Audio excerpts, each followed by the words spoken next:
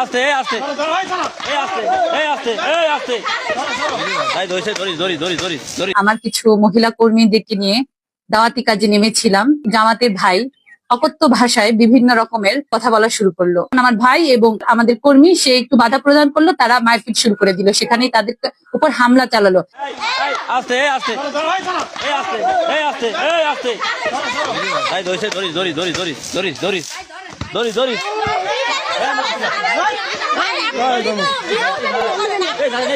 আমরা আজকে সকালবেলা পৌরসভা ৬ নং ওয়ার্ডে আমার কিছু মহিলা কর্মীদেরকে নিয়ে দাওয়াতি কাজে নেমেছিলাম সকাল 9টা বা 9:30টার দিকে। তখন আমরা প্রায় অনেক আমাদের কাজগুলো ঠিক মতো চালাচ্ছিলাম এবং বাড়ি বাড়ি যেয়ে তাদেরকে দাওয়াতি কাজ চালাচ্ছি। ইতিমধ্যে যখন আমরা পথে নামলাম, আমরা রাস্তায় নামলাম, তখন আমাদেরকে দুটি জামাতের ভাই অকথ্য ভাষায় বিভিন্ন রকমের গালিগালাজ অকথ্য ভাষায় কথা বলা শুরু করলো এবং তারা আমাদেরকে বাধা প্রদান করলো আমাদের দাওয়াতি কাজে। তারপর যখন আমার এই দাওয়াতি কাজে বাধা প্রদান করলো, আমার সাথে ছিল আমার ছোট ভাই এবং আমার একজন ইসলামী আন্দোলনের কর্মী ভাই। তখন তারা সেটাকে বাধা দিল এবং তাদেরকে কিছু বাধা প্রদান করলো যে আপনারা কেন এইভাবে অকথ্য ভাষায় আমাদেরকে গালিগালাজ করছেন এবং মহিলাদেরকে হেনস্থা করছেন। হেনস্থার শিকার তখন আমি হচ্ছিলাম। তখন যখন একটু কথা কাটাকাটি হলো, তার মধ্যেই তিনি যে লোকটি ছিল তার সাথে একটি মুরব্বীও ছিল, যে আমাদেরকে অকথ্য ভাষায় গালিগালাজ করলো, তার নাম ছিল সোহেল। তার সাথে একজন মুরব্বীও ছিল।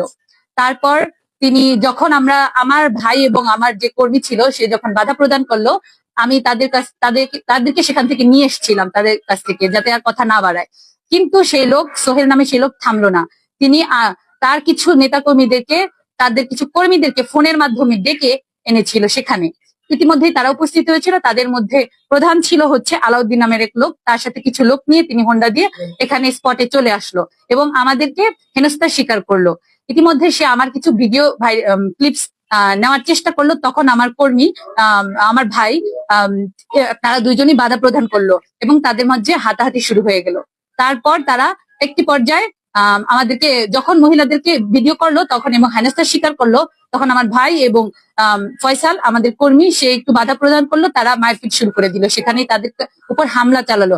এবং আমি যখন সে হামলাকে বাধা প্রদান করতে চেষ্টা করলাম যে না, আজ যাতে এটা না বাড়ে, তখন তারা আমার ভাই এবং ফয়সালের উপরে আরো আক্রমণ করলো এবং আমাকে হেনস্থার শিকার করলো এবং আমাকে একটি পর্যায়ে তারা গায়ে ধাক্কা দিয়ে ফেলে দেয়। তো আমার প্রশাসনের কাছে একটি আবেদন যে এখন আমরা কি এই বাংলাদেশের এই রাজনীতি চাচ্ছি, বা হচ্ছে আমরা কি এখন আমাদের এই বাংলাদেশ চাচ্ছি যেখানে আমরা স্বাধীন মতো ধর্ম মত নির্বিশেষে আমরা আমাদের প্রচারণা কাজ চালাতে পারবো না? আমার প্রশাসনের কাছে